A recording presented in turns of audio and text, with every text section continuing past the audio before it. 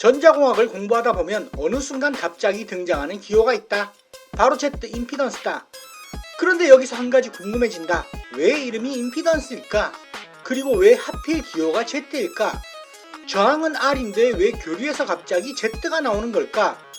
오늘은 전자공학에서 아주 중요한 개념인 임피던스의 역사와 용도, 그리고 Z라는 글자가 쓰이게 된 이유를 쉽게 이야기해보자. 처음 전자공학은 지금보다 단순했다. 전압이 전류를 밀고 저항이 그 흐름을 방해한다. 그래서 공식도 간단했다. V는 IR, 전압 V, 전류 I, 저항 R. 이 세 가지만 알면 전기의 흐름을 어느 정도 설명할 수 있었다. 특히 초기 전기 시스템은 대부분 직류 중심이었다. 직류는 전류가 한 방향으로 흐른다. 마치 물이 호스를 따라 한쪽 방향으로 흐르는 것과 비슷하다. 호수가 넓으면 물이 잘 흐르고 호수가 좁으면 물이 덜 흐른다. 이때 호수의 좁음이 전기 저항에서의 저항 R에 해당한다. 그래서 직류 세계에서는 저항이라는 개념 하나만으로도 많은 설명이 가능했다. 그런데 1800년대 후반 전기공학에 큰 변화가 찾아온다. 바로 교류의 시대다. 니콜라 테슬라와 조지 웨이스팅하우스가 교류 송전 시스템을 발전시키면서 전기는 더 멀리 더 효율적으로 보낼 수 있게 되었다. 하지만 동시에 전기공학은 훨씬 어려워졌다. 왜냐하면 교류는 전류의 방향이 계속 바뀌기 때문이다. 우리가 사용하는 220V 전기도 한 방향으로 흐르는 것이 아니라 앞으로 갔다가 뒤로 갔다가 계속 흔들리며 흐른다. 즉, 교류는 멈춰있는 전기가 아니라 계속 변하는 전기다. 여기서 문제가 생긴다. 바로 코일과 콘덴서 때문이다. 코일은 전류가 변하는 것을 싫어한다. 전류가 갑자기 늘어나려고 하면 코일은 그것을 바로 받아들이지 않는다. 마치 이렇게 말하는 것 같다. 잠깐, 너무 빨리 바꾸지 마. 반대로 콘덴서는 전압을 저장했다가 다시 내보내는 성질을 가진다. 즉, 교류 회로에는 단순히 전류를 얼마나 막느냐만 중요한 것이 아니다. 전압과 전류가 얼마나 늦게 반응하냐도 중요해진다. 이 시간의 차이를 우리는 위상차라고 부른다.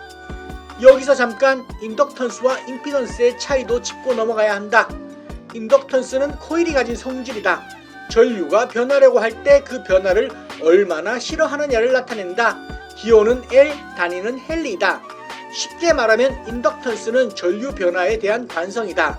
자동차가 멈춰 있다가 갑자기 출발하기 어렵고 달리던 자동차가 갑자기 멈추기 어려운 것처럼 코일 속 전류도 갑자기 변하는 것을 싫어한다. 전류가 빠르게 변할수록, 그리고 인덕턴스 L이 클수록 코일은 더 큰 반대 전압을 만들어낸다. 그러면 임피던스는 무엇일까? 임피던스는 코일 하나의 성질만 말하는 것이 아니다.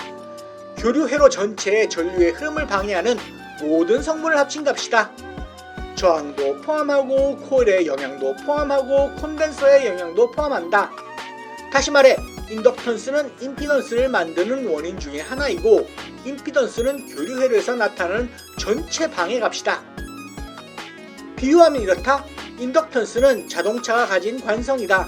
하지만 임피던스는 자동차가 달릴 때 만나는 전체 방해다. 도로의 마찰, 언덕, 커브, 바람의 저항까지 모두 포함한 개념이다. 그래서 인덕턴스와 임피던스는 비슷해 보이지만 같은 말은 아니다. 인덕턴스는 L, 단위는 헨리, 임피던스는 Z, 단위는 옴이다.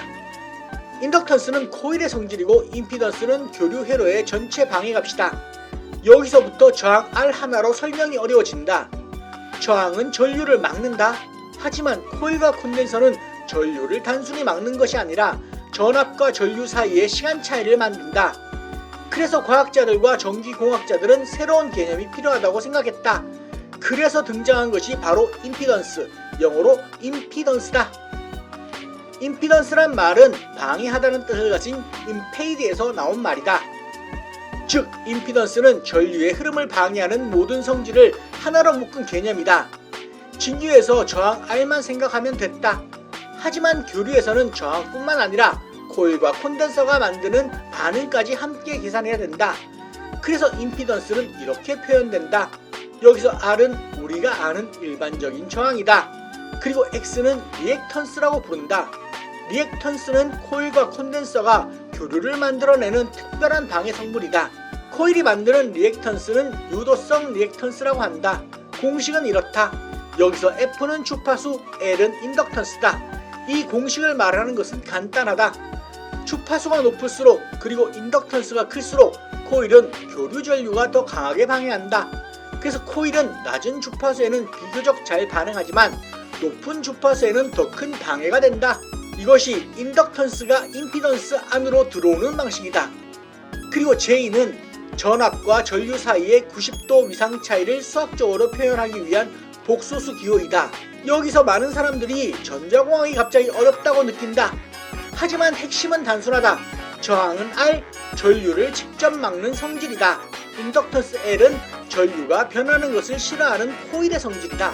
임피던스 Z는 저항과 인덕턴스, 캐패시턴스의 영향을 모두 포함해서 교류에서 전류가 얼마나 방해받는지를 나타내는 전체값이다. 즉, 직류의 세계에서는 얼마나 막느냐가 중요했다면 교류의 세계에서는 얼마나 막고 얼마나 늦게 반응하느냐까지 중요해진 것이다. 그렇다면 왜 하필 기호가 Z일까? 이 부분은 아주 흥미롭다. 전기공학에서는 이미 많은 알파벳이 사용되고 있다. R은 저항, V는 전압, I는 전류, L은 인덕턴스, C는 캐패시턴스, P는 전력. 중요한 글자들은 이미 각자의 자리를 가지고 있었다.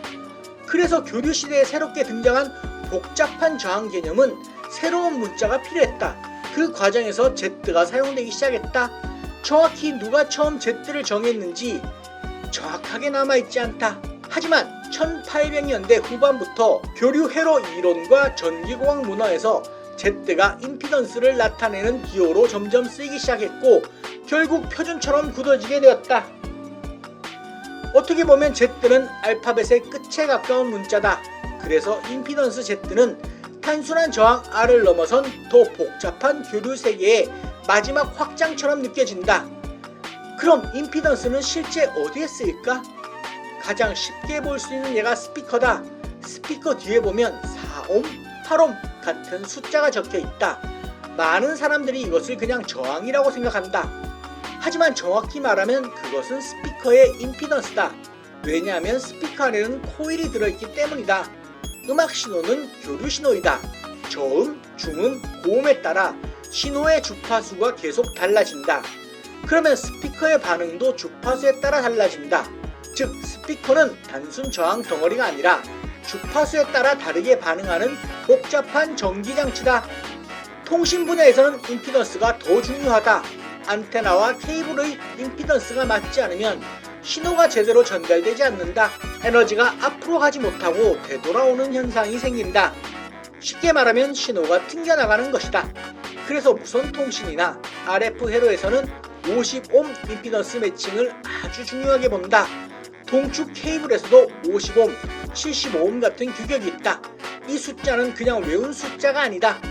전기 에너지를 가장 효율적으로 전달하기 위한 전자공학의 약속 같은 기준이다. 컴퓨터 회로에서도 마찬가지다.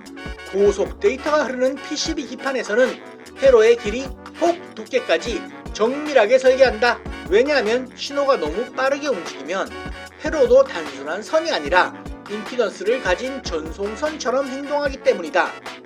임피던스가 맞지 않으면 신호가 찌그러지고 반사되고 데이터 오류가 생길 수 있다. 그래서 스마트폰, 와이파이, 블루투스, 인터넷, 컴퓨터 메인보드까지 현대의 전자기기의 거의 모든 곳에 임피던스의 개념이 들어가 있다. 눈에는 보이지 않지만 현대 문명 뒤에는 수많은 Z들이 조용히 움직이고 있는 셈이다.